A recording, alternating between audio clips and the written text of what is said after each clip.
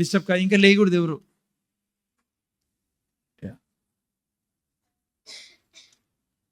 మనము last Sunday, ముందు Sundays అంతా ఒక విషయాన్ని మనం నేర్చుకుంటా ఉన్నాం.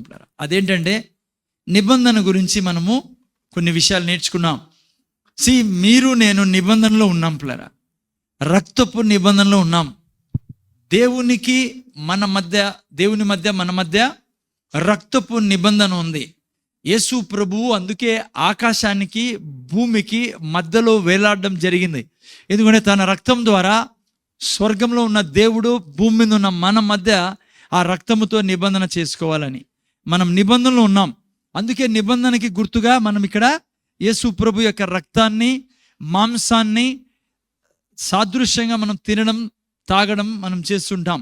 ఓకే, సో మన సబ్జెక్ట్ ఏంటంటే, ముందు చూడాలా, నిబంధన మనకు ఐశ్వర్యము తెచ్చిచ్చే నిబంధన పిల్లరా. నిబంధనలో ఉన్న మీకు నాకు నిబంధన ఐశ్వర్యం కూడా సమకూరుస్తుంది. ఐశ్వర్యం తెచ్చిచ్చే బాధ్యత కూడా నిబంధనలో దేవుడు పొందుపరిచాడు. అందుకే అబ్రహాంతో అంటాడు, అబ్రహామా నీ సంతానాన్ని నేను ఆస్తిపరులుగా చేస్తానని చెప్పేసి మనతో నిబంధన చేసుకోవడం జరిగింది. ఓకే, ఆ యొక్క విషయాన్ని మనము నేర్చుకుంటా ఉన్నాం. సో మెయిన్ సబ్జెక్ట్ ఈజ్ కృప గురించి నేర్చుకుంటా ఉన్నాం. మీకు తెలుసు కదా, కృప ద్వారా మీరు నేను ఓకే ఇట్లా చెప్తాను. దేవుని కృప మనకు ఐశ్వర్యం ఇస్తుంది పిల్లరా. బైబిల్ చెప్తుంది, దేవుడు మీకు నాకు తన కృప ద్వారా ఐశ్వర్యం ఇచ్చే దేవుడు. తన దేవుని కృప ఎట్లాది అంటే ఎప్పుడు మిమ్మల్ని నన్ను ఐశ్వర్యంలో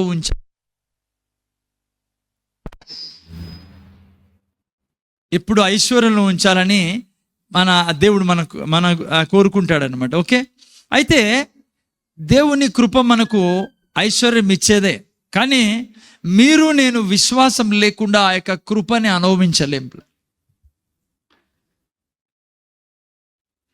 దేవుని కృప కేవలం రక్షణే కాదు, మనకు ఆరోగ్యమే కాదు, ఐశ్వర్యం కూడా ఇచ్చేది దేవుని కృప.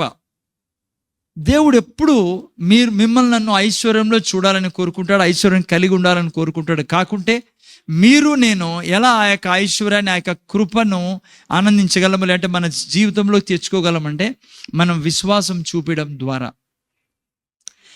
ఓకే, దేవుని కృప అంటే మీకు తెలుసు కదా, దేవుని భాగం పిల్లరా. విశ్వాసం ఏంటి? మన రెస్పాన్స్ ఆయన కృపకు. ఓకే, దేవుని కృప మన శరీరానికి, మన మనస్సుకి, ఆత్మకి, పిల్లలకి, ఉద్యోగాల్లో, వ్యాపారాల్లో దేవుని కృప మనకు కావలసినవన్నీ చేసింది పిల్లరా. దేవుని కృప మనకు కావలసినవన్నీ, మన శరీరానికి, మనసు కావలసినవన్నీ దేవుడు తన కృప ద్వారా మనకి ఇచ్చాడు. అయితే మీరు నేను ఎలా అవన్నీ మన జీవితంలో తీసుకుంటామంటే మనము విశ్వాసం చూపడం ద్వారా.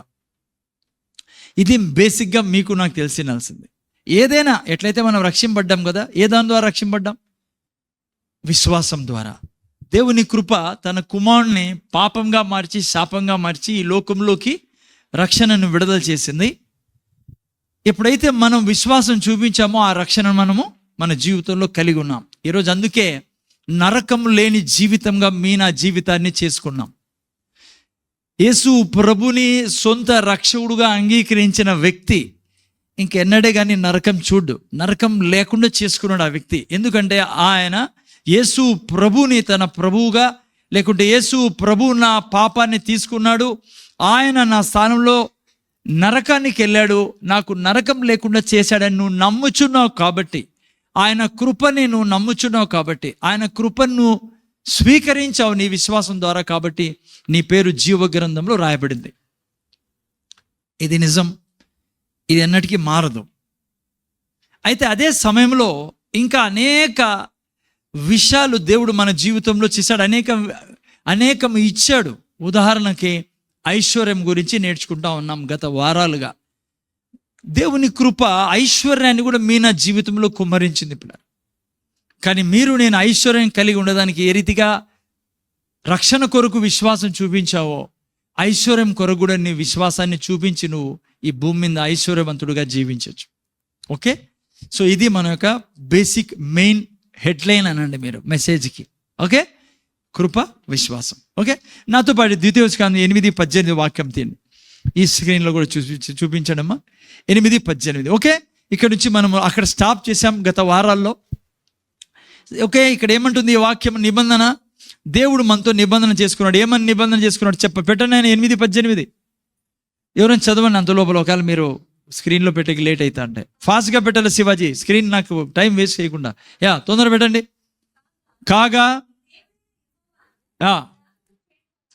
కాగా నీ దేవుడైన యెహోవాను జ్ఞాపకం చేసుకొనవలెను, ఏలయనగా ఆయన నీ పితరులతో ప్రమాణం చేసినట్లు తన నిబంధనను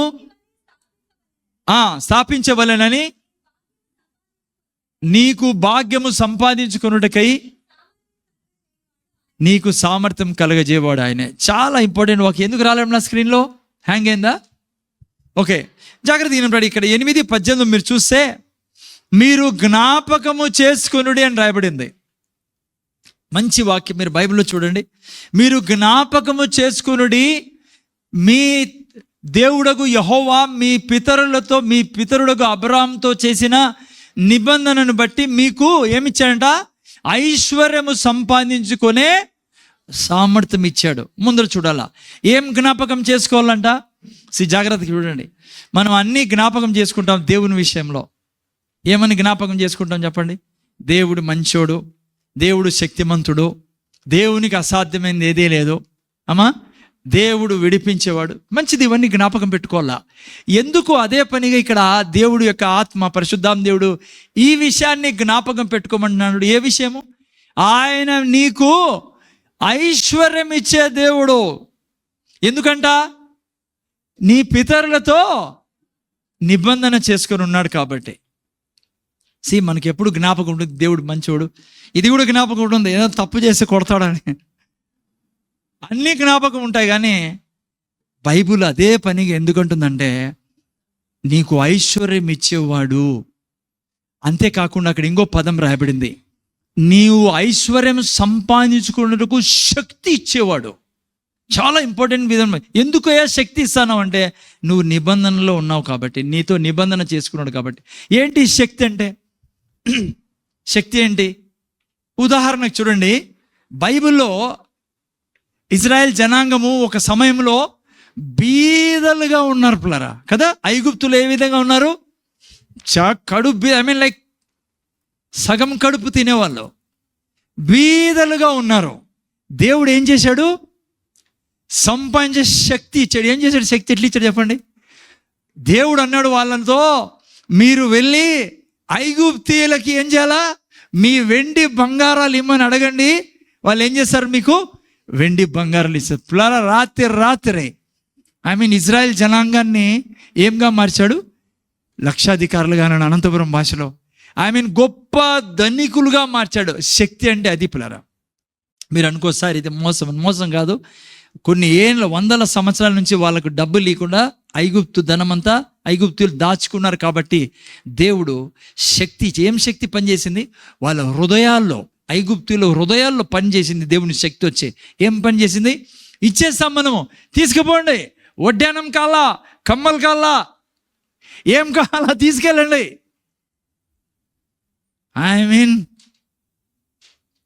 జాగ్రత్త వినండి. అదే శక్తి నీ మీద నా మీద పనిచేస్తుంది ఈరోజు. నువ్వు ఎక్కడ ఆఫీస్లో పోయినా, ఎక్కడ వ్యాపారం చేసినా, నువ్వు డబ్బు విషయంలో ఎన్నడే కానీ కింద పెట్టాడు దేవుడు నీకు. అందుకే నీ నోట్లో ఎప్పుడు ఏముండదు సా, నీ నిబంధన నాతో ఉంది తండ్రి, నా మీద నీ శక్తి పనిచేస్తుంది. అందుకే పిల్లరా, నువ్వు ఎప్పుడు నువ్వు లోకస్తుల మాదిరి పరిగెత్తద్దు. నీ ప్రమోషన్ కొరకు ఆడ కాళ్ళు పెట్టి, ఈడ కాళ్ళు, వాని మీద కాళ్ళు పెట్టి, ఈడ దొబ్బి ఈయన్ని కింది తీసి, no don't do that business. అట్లా చేస్తే లేట్ అయిపోతుంది నీ ప్రమోషన్. వ్యాపార విషయంలో పరిగెత్తద్దు. దేవుని కూడా ఇడిచిపెట్టి పరిగెత్తంటారు కొంతమంది. రారీటికి అరే నువ్వు వింటాండి, ఈరోజు నీకు అర్థమవుతుంది ఎట్లా నీకు డబ్బులు వస్తాయి చేతికి. డబ్బుల గురించి మనం ఇబ్బంది పడాల్సిన పనిలే. ఆయన వాగ్దానం చేసిండేది. ఒకేసి నువ్వు ఎక్కడ పోయినా నీ మీద శక్తి పని చేస్తూ ఉంది. దేవుని దూతలు నీ ఫేవర్లో పనిచేస్తా అంటారు. నువ్వు చేయాల్సిందల్లా ఏమో తెలుసా, నీ విశ్వాసాన్ని దేవునికి చూపిస్తాను. అయ్యా నువ్వే దేవుడివి, నువ్వే నా సర్వం, నీ మీద నేను ఆధారపడి ఉన్నా, నువ్వు డబ్బులు ఇచ్చేవాడివి, నువ్వు నా పిల్లల్ని దీవించావు, నా పిల్లలకు ఆఫీసర్ చేసే దేవుడు నువ్వు, నా పిల్లలకు ఎక్సలెంట్ బ్రిలియన్సీ ఇచ్చే దేవుడు నువ్వు, నా పిల్లలు కాంపిటేటివ్ ఎగ్జామ్స్లో పాస్ చేసే దేవుడు. నువ్వు దేవుణ్ణి ఎత్తుకొని ఉండాలి ఎప్పుడు. ఆయన నీకు భాగ్యము సంపాదించే శక్తి ఇచ్చేవాడు. ఓకే, ఇదే విషయాన్ని పౌలు కొత్త నిబంధనలు కూడా రాస్తాడు. 2 కొరింథీ 8:9 ఏం రాబడింది? పెడతారు, ఎప్పుడైనా ఉందా? యాక్షన్లో పెట్టండి తొందరగా. 8:9. ఓకే, చూసారా ఏం రాబడింది? మీరు మన ప్రభు అయిన యేసు క్రీస్తు కృపను ఎరుగుదురు కదా అని ప్రశ్న పెట్టాడు. చూసారా అమ్మా, ఎరుగుదురు కదా ఆయన ధనవంతుడై ఉండి మీరు తన దారిద్ర్యం వలన ధనవంతులు కావాలని. ఏ క్రైస్తవుడన్నా చెప్పాడు అనుకోండి, బీదలంటే మంచిది, బీదరికం మంచిది, తప్పు. అది తప్పు డాక్ట్రిన్. అది it's not at all biblical. క్లియర్గా రాయబడింది, అనేక చోట్ల రాయబడింది. మీరు తన దారిద్ర్యం వలన ధనవంతులు కావాలని మీ నిమిత్తము దరిద్రుడు ఆయన. చూడండి, ఇక్కడ కూడా ఏం రాబడింది? అక్కడ అన్నాడు జ్ఞాపకం చేసుకోమన్నాడు 8:18. ఇక్కడేమంటున్నాడు? ఎరుగుదురు కదా. అవును, చాలామంది క్రైస్తవులు ఎరుగుదురు. ఏమని ఎరుగుదురు? దేవుడు బలవంతుడు, దేవుడు శక్తివంతుడు, దేవుడు స్వస్థపరుస్తాడు, దేవుడు రక్షిస్తాడు, అన్నీ ఎరుగుదురు కదా. కానీ ఇది ఎరగదు. ఏంది? ఏం ఎరగరు చెప్పండి? ఆయన నిన్ను ధనవంతుడు చేస్తాడు అనేది. అందుకే అదే పనిగా పరిశుద్ధాత్మ దేవుడు రాయిస్తాడు. అమ్మా, ఆయన ధనవంతుడు చేసే దేవుడు. ఎరుగుదురా. ఎలా ధనవంతుడు చేస్తాడంట? ఆయన కృప ఏమై ఉందంట? ఎట్లా కృప? ఆయన దరిద్రుడు ఎందుకైనాడంట? మిమ్మల్ని నన్ను ధనవంతులుగా చేయడానికి. చాలామంది దేవుని బిడ్డలు మా ముందర చూడండి, వింటానారా? కుళ్ళేపు వింటాను కదా ఈరోజు నువ్వు. యా, హలో, చాలామంది ఈరోజు క్రైస్తవుల్లో చాలా అజ్ఞానం ఏమో తెలుసా? అవును, ఓకే, ఎప్పుడు దరిద్రుడైనాడు ఆయన? చాలామంది అనుకుంటారు, సార్ యేసు ప్రభు ఈ లోకంలో దరిద్రుడు అంటే పుట్టుక స్టార్టింగ్ నుంచే దరిద్రుడు అని. ఎందుకు చెప్పండి? సార్ పశువుల పాకలో పుట్టాడు సార్, పాపము. డాక్టర్ని ఈరోజు క్లియర్ చేసుకోండి మీరు. పశువుల పాకలో పుట్టినది బీదోడని కాదు. వాళ్ళు గణాంకానికి వెళ్ళారు, సెన్సస్ కోసం వెళ్ళినప్పుడు. ఏం గణాంకమేనా అని తెలుగులో? జనాభా లెక్కలకి వెళ్ళినప్పుడు ప్రయాణంలో ఆమెకు నొప్పులు చేసి ప్రవచనం ఉంది, యేసుప్రభు పశువుల పాకల్లో పుడతారని మీకు పాత నిబంధనలు ప్రవక్తలు చెప్పారు. అది నెరవేర్చాలి. కాబట్టి వాళ్ళు ప్రయాణంలో ఉన్నారు, ఒక చోట నొప్పులు వస్తున్నాయి, కనాలా డెలివరీ టైం అయితే స్థలం లేదు అక్కడ. ఇన్లో ఇంగ్లీష్ చూస్తే ఇన్ అంటే హోటల్ టైపు, తెలుగులో ఏం రాబడింది? సత్రంలో స్థలం లేదు, అందరూ ఫుల్ అయిపోయారు. ఎందుకు చెప్పండి ఫుల్ అయిపోయారు? జనాభా లెక్కలకి వెళ్తున్నారు అంతా. వీళ్ళు పాపం ఆ సమయంలో ఏం చేయాలి ఇంకా? సో అక్కడ కనడం జరిగింది పశువుల పాకలో. ఆడే ఉండలే లైఫ్ లాంగ్, పేడ ఎత్తేసుకుంటా. కొంచెం సేపు తర్వాత బోలము బంగారు తెచ్చి పెట్టారు ఆడ ఆయన పాదాల దగ్గర. మన మాదిరి 1 తులం కాదు, 1 గ్రామ్ గోల్డ్ కాదు. హలో, ఇంకోటి ఉంది ప్రజల దగ్గర, మన క్రైస్తవుల దగ్గర, బ్రదర్ నక్కలకు చెప్పాల, నక్కలకు బొర్రెలు ఉండేను, ఆకాశ పక్షులకు, మనకేం లేదు యేసుప్రభుకి. పాటలు కూడా పాడదు. ఎప్పుడు చదివారు ఆ కాంటెక్స్ట్? యాడ్ రాశారు తెలుసా అది బైబిల్లో? చూడండి యాడ్ రాశారు. లూకా సువార్త, మత్తయి సువార్త 8లో. ఈరోజు క్లియర్ చేసుకున్నాం ఫస్ట్. ఎందుకంటే ఆయనే దరిద్రుడు, మనల్ని ఎందుకు ధనికుడు చేస్తాడు? ఆయన ధనికుడు ఈ భూమి మీద. ఓకే, చూడండి ఆయన ధనికుడా కథ చూపిస్తాం. మత్తయి సువార్త 8. ఎప్పుడు చెప్పాడు ఆ మాట యేసు ప్రభు? నక్కలకు బొర్రెలుండే, ఆకాశ పక్షులకు గూళ్ళుండే అని ఎప్పుడు చెప్పాడు? చూపిస్తాను మీకు ఎప్పుడు చెప్పాడు. అర్థం చేసుకోండి ప్లీజ్. ఎందుకంటే ఆయనే బీదోడైతే మనల్ని ఎంత ధనికుడు చేస్తాడు ఆయన. ఓకే, చూడండి ఇక్కడ ఏం రాయబడిందో. 8:20 నుంచా? 8వ అధ్యాయం 20 నుంచి. ఓకే, ఎక్కడి నుంచి చదువుతారంటే, ఓకే ఒక పని చేయండి, లూకా సువార్త 9 నుంచి చేయండి క్లియర్గా. లూకా సువార్తలో బాగా రాయబడింది. లూకా సువార్త 9వ అధ్యాయం. మీకు కొద్దిగా డాక్టరీని క్లియర్ కానివ్వండి ఈరోజు. ఓకే 51 నుంచి 9:51 నా ముందు పెడతారా? చూడండి, ఆయన పరమునకు చేర్చుకున్నప్పుడు దినములు పరిపూర్ణమగుచున్నప్పుడు ఆయన యెరూషలేమునకు వెళ్ళుటకు మనస్సు స్థిరపరుచుకొని తనకంటే ముందుగా దూతలను పంపాను. ఎవరు దూతలు? శిష్యులు. ఓకే, వారు వెళ్ళి ఆయనకు బస సిద్ధము చేయవలెనని సమరయుల యొక్క గ్రామంలో ప్రవేశించిరి. కానీ ఉండాలి ఎప్పుడుకే. ఏం జరిగిందంట? ఆయన యెరూషలేమునకు వెళ్ళ నభిముఖుడైనందున వారు ఆయనను, అది కథ. వాళ్ళు సమరయులకి యెరూషలేం యూదులకి సరిపోయేది కాదు పిల్లరా. యేసు ప్రభు యెరూషలేంకి వెళ్తున్నాడు. రూట్ తీసుకున్నాడు? సమరయ రూట్లో వెళ్తున్నాడు.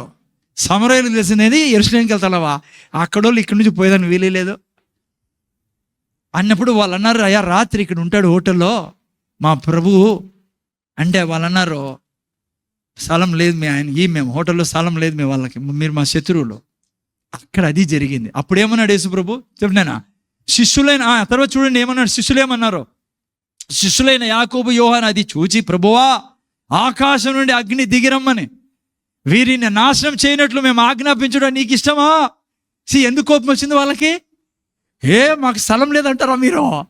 మీ హోటల్లో మీ హోటల్ని కాల్ చేస్తాం. యేసుప్రభు ఏమన్నాడు చూడండి, పెట్టినా ఆయన వారి తట్టు తిరిగి వారిని గద్దించెను. ఆ తర్వాత ఏమన్నాడంటే ఆయన అంతటా వారి మరి ఒక గ్రామమునకు వెళ్ళిరి. చెప్పునైనా వారు మార్గమును వెళ్ళుచుండగా ఒకడు నీవెక్కడికి వెళ్ళినను నీ వెంట వచ్చేదని ఆయనతో చెప్పాను. అప్పుడు ఏమన్నాడంట, అందుకు యేసు నక్కలకు బొర్రెలునను ఆకాశ పక్షులకు నివాసములు కలవు గాని మనిషి కుమారునికి తల వాల్చుకున్నాడు కానీ స్థలం లేదని అతనితో చెప్పాను. ఆ కాంటెక్స్ట్లో యేసు ప్రభు చెప్తాడు. ఆ తర్వాత ఏమన్నాడు తెలుసా యేసు ప్రభు?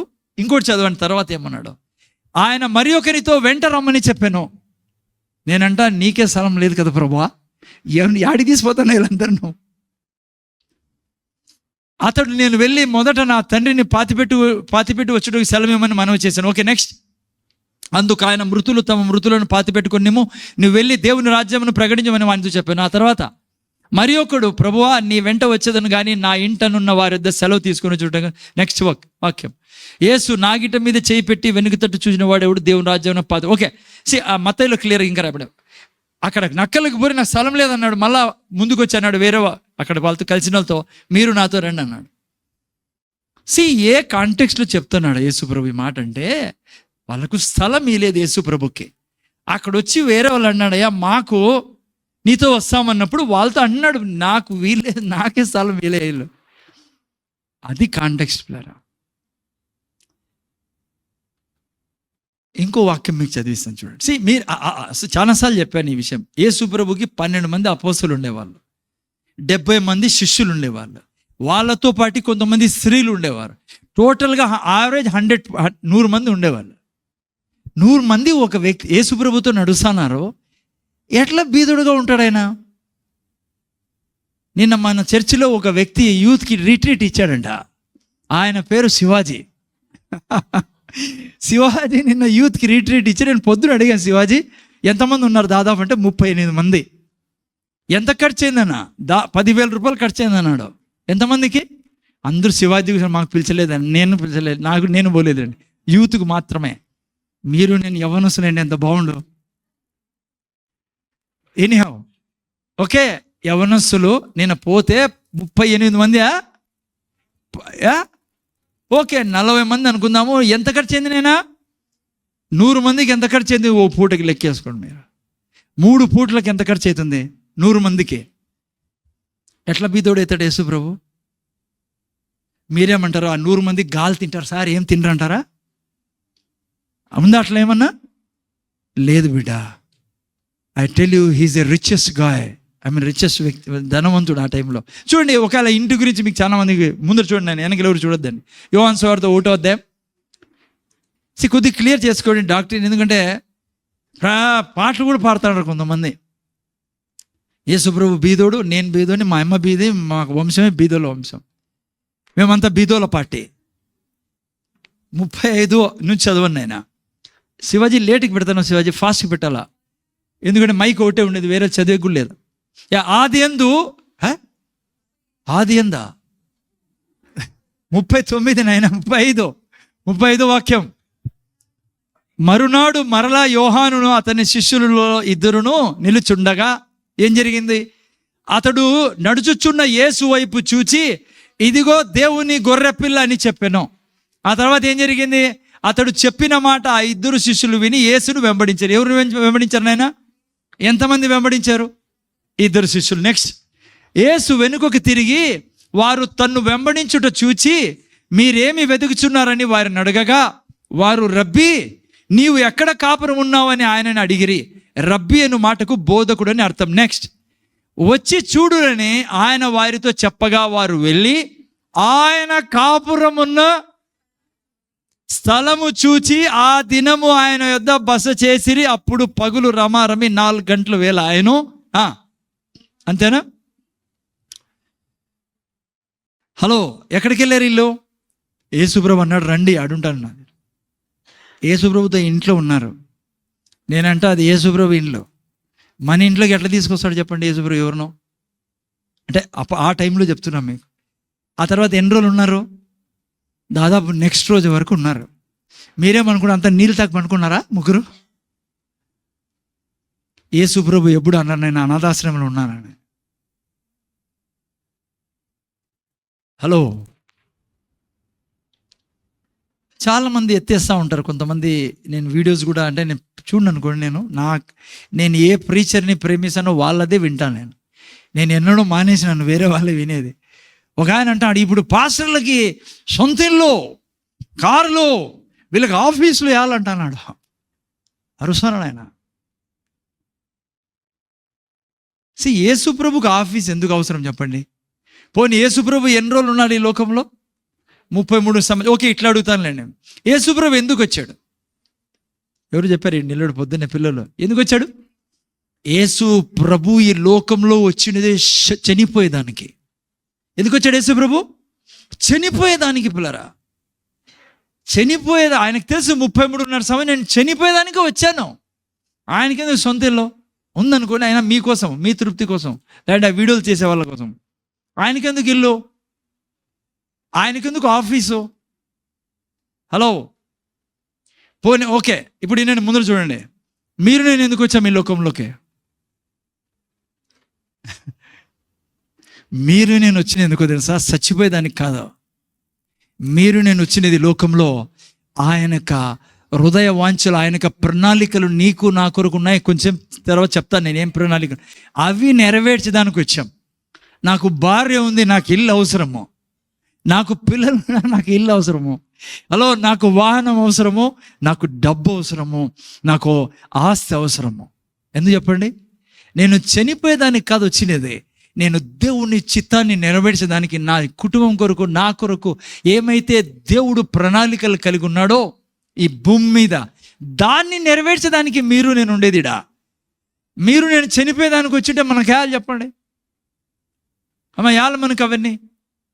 హలో, ఇంకోటి ఏంటంటే జాగ్రత్తగా, యేసు ప్రభువు ఈ భూమి మీద బీదోడు కాదు, మంచి డీసెంట్ అండ్ రెప్యూటెడ్ వ్యక్తి. పెద్ద పెద్ద ధనికులు ఆయనను తమ ఇంట్లో భోజనానికి పిలిచేవాళ్ళు.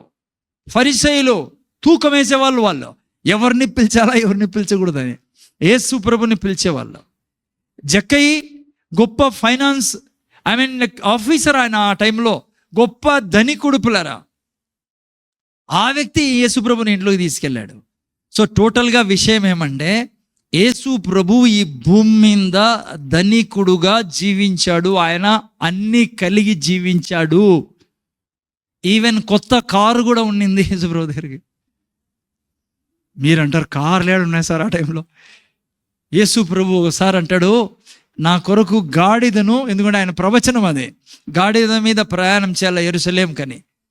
యేసు ప్రభు శిష్యులతో అంటాడు, కొత్తది కారు, కొత్తది గాడిది, ఎవరు ఎక్కని గాడిది, సెకండ్ హ్యాండ్ కొనడు పిల్లరా ఆయన. మీరు నేను కూడా సెకండ్ హ్యాండ్, థర్డ్ హ్యాండ్లో ఉండకూడదు.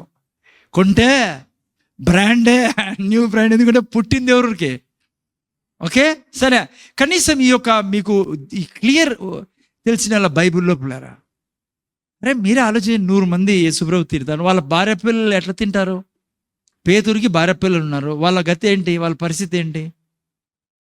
వాళ్ళకు డబ్బులు పంపించాలా లేదా?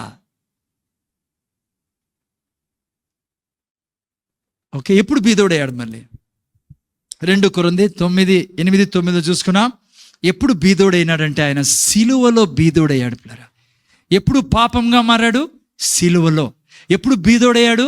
సిలువలో. ఎప్పుడు దారిద్రుడయ్యాడు? సిలువలో. ఎప్పుడు రోగిగా మారాడు? సిలువలో. అంతకుముందు కాదు. అందుకే బైబిల్ ఏమంటుంది నాయన, మీరు మన ప్రభువైన యేసు క్రీస్తు కృపను ఎరుగుదురు కదా, ఆయన ధనవంతుడైండు, ఆయన సదాకాలం ధనవంతుడు పిల్లరా. అందుకే తన బిడ్డలు ఎప్పటికీ ధనవంతులుగా ఉండాలని కోరుకుంటాడు ఆయన. ఎందుకు ధనం కావాలని నేను చెప్తాను, వరి కాకండి. మీరు అనుకున్నట్లు కాదు. ధనవంతుడు అంటే మూట్లు నోట్లు ఇంట్లో పెట్టుకొని బెడ్ కింద పెట్టుకో, అది కాదు, ఇది వ్యాపారం. ఇది వేరే ఉంది, మీకు చెప్తాను అది. ఆయన ధనవంతుడైండు, మీరు తన దారిద్ర్యం వలన. ఆయన ఎందుకు దరిద్రుడైనాడు? ఎక్కడ? సిలువలో. ఎందుకంట? మీరు ధనవంతులు కావాలని. ఇప్పుడు ఎవరైనా ప్రీచ్ చేశాననుకో, నీకు ధనం అవసరం లేదు, బీదోడుగా ఉంటే మంచిది, బీదరికం దేవుడు ఇచ్చాడంటే, నువ్వు టోటల్ సిలువ మరణానికి కాంట్రరీ ప్రీచింగ్ చేస్తున్నావు. దేవుని ప్లాన్ని నువ్వు తప్పుపడుతున్నావు. అందుకే ఈ సంఘంలో క్లియర్ చెప్తున్నాం, దేవుని కోరిక కాదు బీదరికం. ఓకే, ఎందుకు మళ్ళా వస్తాను నేను మీకు. ఓకే, ఇప్పుడు ఏమంది బైబిల్? ఆయన కృప నన్ను ఏం చేసింది? ధనికులుగా చేసింది పిల్లరా. అయితే ఎప్పుడువరకైతే నీ విశ్వాసాన్ని చూపివో, రక్షణ కోసం చూపించినట్లుగా, నువ్వు ఆ యొక్క ధనాన్ని నువ్వు అనుభవించలేవు జీవితంలో. మా అర్థమవుతుందా? రావులేనైనా ఫ్యాన్లు, ఈ ఇన్వర్టర్తో నడుస్తున్న ఎన్ని ఫ్యాన్లు ఉంటాయి అన్నీ వస్తాయి. కూర్చోండి, అన్నీ ఆన్ చేశారులేండి ఫ్యాన్స్ అన్ని. ఓకే, కొంచెం సేపు వెయిట్ చేయండి. దేవుడు దీనికి కూడా ప్రతిఫలం ఉంది. అమ్మా నీళ్లు కాడుతాను, దానికి కూడా ప్రతిఫలం ఉంది. దేవుడు చూస్తున్నాడు, వరి కాకండి. ఓకే, జాగ్రత్త తినట్లేరా. ఏంటి విశ్వాసాన్ని చూపించడం అంటే? ఆయన కృప ఉంది, మనం విశ్వాసాన్ని చూపించాలి. ఒక చిన్న ఎగ్జాంపుల్ మీకు బైబిల్లో నుంచి చెప్తానే, మీకు ఎట్లా అర్థం చేసుకోవాలో మీరు విశ్వాసాన్ని. ఒకరోజు ఏం జరిగిందంటే, లూకాసు వార్త 5వ అధ్యాయం పెట్టండి ఎవరైనా, తిండైనా. ఓకే, అక్కడ యేసు ప్రభువు ఈ యొక్క అనేక మందికి సువార్త చెప్తూ, వాక్యం చెప్తూ అనేక జనం రావడం వలన ఆయన ఒక, తెలుగులో ఏం రాశారు నాయన లూకా 5లో? పడవనా? ఇది దోణి. ఒక దోణి మీద ఎక్కాడు యేసు ప్రభు. అక్కడ విషయం మనం చూసుకుందాం, కృప విశ్వాసం అండి. ఓకే, మీరు చూస్తే అక్కడ యేసు ప్రభు వాక్యం చెప్పినంతసేపు చెప్పిన తర్వాత వాళ్ళతో అక్కడ పేతురుతో అన్నాడు. యేసు ప్రభుకు అర్థమైంది, పేతురు కష్టంలో ఉన్నాడు, ఈ చేపలు పట్టే వాళ్ళంతా నిరుత్సాహంలో ఉన్నారు, వీరు రాత్రంతా కష్టపడినా కూడా ఏమీ చేపలు పట్టలేకపోయారని తెలుసు. కాబట్టి ఆయన ప్రభువు కాబట్టి యేసు ప్రభు వాక్యం చెప్పిన తర్వాత పేతురుతో అన్నాడు, పేతురు ముందుకెళ్ళి నీ పడవను తీసుకొని కొద్దిగా ముందుకెళ్ళి, దోణి అని ఉంది, నేను పడవ అంటాను, మీరు అర్థం చేసుకోవాలి. ఓకే, వల వేయమన్నాడు. వేయమన్నప్పుడు యేసు ప్రభు పేతురు ఏమన్నాడు? ఆయన బోధించుట చాలించిన తర్వాత దోణెను లోతునకు నడిపించి చేపలు పట్టుటకు మీ వలలు వేయడని సియోనుతో చెప్పగా ఏం జరిగింది? సియోను ఏమన్నాడు? ఎవరు? సీమోను. పేతురు ఏమన్నాడు? ఏలినవాడా, రాత్రంతయు మేము ప్రయాస పడితిమి కానీ మాకేమీ దొరకలేదు, అయినను నీ మాట చెప్పున వల వేతునని. ఇక్కడ వలలు ఇంగ్లీష్లో చాలా బాగా రాయబడింది మీకు, వల వేతునని ఆయనతో చెప్పాను. ఓకే, జాగ్రత్తగా వినండి.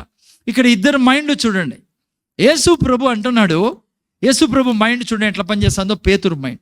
యేసు ప్రభు అంటున్నాడు, అయ్యా నేను నీకు ఆస్తి ఇచ్చే దేవుణ్ణి, నా కృప నీ మీద ఉంది, నువ్వు నా వాక్యం విన్నావు, నన్ను నమ్మావు, నాకు స్థలం ఇచ్చావు, నీ ఓడలో నన్ను నువ్వు కోరుకుంటాను, నేను నీకు ఐశ్వర్యం ఇచ్చేవాడిని అని చెప్పి యేసు ప్రభు వలలు అన్నప్పుడు పేతురు అంటున్నాడు, అయా రాత్రంతా కూడా పేతురు మైండ్ ఏంటంటే నేను కష్టపడితే సంపాదించుకుంటాను అనే మైండ్ అతంది. యేసుప్రభు మైండ్ ఏమంటే మొబైల్ ఆఫ్ చేయండి, కృప ద్వారా ఆస్తి సంపాదించుకుంటాను అంటుంది. ఓకే, నేను దీన్ని వివరించి చెప్తాను, ముందు చూస్తానండి. సో ఎప్పుడైతే యేసుప్రభు చెప్పాడో ఏమని వాళ్ళలో, పేతురు మీరు చూసినట్లయితే ఇంగ్లీష్ బైబిల్లో చాలా బాగా రాయబడింది, పేతురుకి ఇష్టం లేదు పిల్లరా వేయడానికి. పేతురు ఇష్టపడలే వేయడానికి. పేతురు ఏం చేశాడంటే ఇంకా చివరికి ఆయన ఉన్న పరిస్థితికి ఆయన యేసుప్రభుని చూసి, ఇంగ్లీష్లో బాగా రాయబడింది, వలలు వేయమన్నప్పుడు ఒకే వల వేశాడు ఈ పేతురు. అది కూడా ఎట్లా వల వేశాడు తెలుసా? పాత వల వేశాడు. ఎందుకు తెలుసా? ఏం జరిగిందంటే అది పిగిలిపోయే సాగని రాయబడింది. జాగ్రత్తగా వినండి. ఎందుకు పేతురు అట్లా వేశాడు? పేతురు యొక్క మైండ్లో ఏముందంటే, ఈయన ప్రీచరు. ఎవరు? యేసు ప్రభువు బోధకుడు, వాక్యం చెప్పేవాడు. ఈయనకేం తెలుసు చేపలు పట్టే పని? మేము తాత ముత్తాతల నుంచి చేపలు పడుతున్నాం సార్, మాకు బాగా తెలుసు. ఏమో తెలుసా?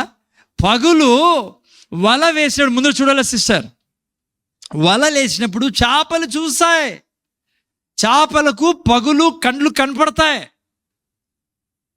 చేపలని దేవుడు సృష్టించినప్పుడు చేపలకు ఒక జ్ఞానం ఇచ్చాడు. ఏంటది? ఇదిగో వలలు చూసినప్పుడు పారిపోండి మీరు అని. అందుకని పేతురుకు తెలుసు. ఆ తర్వాత పడవలో మేము పోయినప్పుడు చేపలు చూస్తాయి, ఈ పడవలో వీళ్ళు వచ్చారు మమ్మల్ని పట్టుకునే దానికి, పారిపోండి అని చెప్పి చేపలకి తెలుసు. చేపల సృష్టి అది పేతురుకు తెలుసు. పేతురు అనుకుంటున్నాడు, ఈ టైంలో ఇట్లా చేపలు పట్టే కాదు. కానీ ఈయన చెప్తున్నాడు, ఇంత పెద్ద ఆయన చెప్తున్నాడు కాబట్టి ఏం చేయకూడదు, ఈయన మాటని తీసివేయకూడదని చెప్పేసి, అందుకే చెప్పాను నేను. ఇంగ్లీష్లో రాశారు, చూసారు మీరు ఏం రాశారు? ఒక్క వల వేశాడు, let down the net. Next వాక్యం పెట్టినేనా? ఓకే. ఏం చేశాడు పేతురు? వల వేశాడు. అది ఏ వల వేశాడు?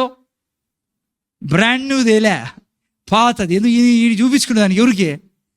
యేసుప్రభు బాధపడకూడదు, ఎట్లా ఏం రావులే, తన మాట ఎందుకు తీసేయాలని కదా. అందుకే ఆ తర్వాత చూస్తే మీరు 8, 9 వాక్యాలు తెలుగులో పెట్టినా, ఇదే అధ్యాయంలో ఏడవడం మొదలు పెడతాడు పేతురు. ఎప్పుడైతే చేపలు వచ్చాయో, దండిగా చేపలు వచ్చాయో వలలో, ఏం చేశాడు? సియోను పేతురు అది చూచి యేసు మోకాళ్ళ ఎదుట సాగిలపడి, ప్రభువా నన్ను విడిచిపొమ్ము, నేను పాపాత్ముడని చెప్పాను. ఎందుకు తెలుసా? లోపల సరిగా లేదు నీ గురించిన విషయం. జాగ్రత్తగా నేను ముందు చూడండి. ఏంటి కృప, విశ్వాసం? యేసు ప్రభు చెప్తున్నాడు, నేను నీ జీవితంలో ప్రవేశించి ఉన్నా, ఇప్పుడు నీకు నేను ఐశ్వర్యం ఇచ్చేవాడిని. నువ్వు రాత్రంతా కష్టపడావు, నాకు తెలుసు. అందుకే ఇదిగో నువ్వు వల వేయమన్నప్పుడు పేతురు వేయలేకపోయాడు. ఎందుకంటే పేతురు మైండ్ వేరే విధంగా పనిచేస్తుంది. ఈరోజు చాలా మందిలో పనిచేస్తుంది క్రైస్తవుల్లో. ఏం మైండ్ పనిచేస్తుంది పేతురుది? యేసు ప్రభు అంటున్నాడు, యెహోవా ఆశీర్వాదము ఐశ్వర్యం ఇచ్చును. పేతురు ఏమంటున్నాడు? అలా కాదు సార్, నా కష్టార్జితంతోనే నేను సంపాదించేది. అది చూడండి, కృప ఏది అనుభవించలేదంటే, ఆస్తి ఎప్పుడు నీ చేతుల్లోకి రాదంటే, నువ్వు విశ్వాసాన్ని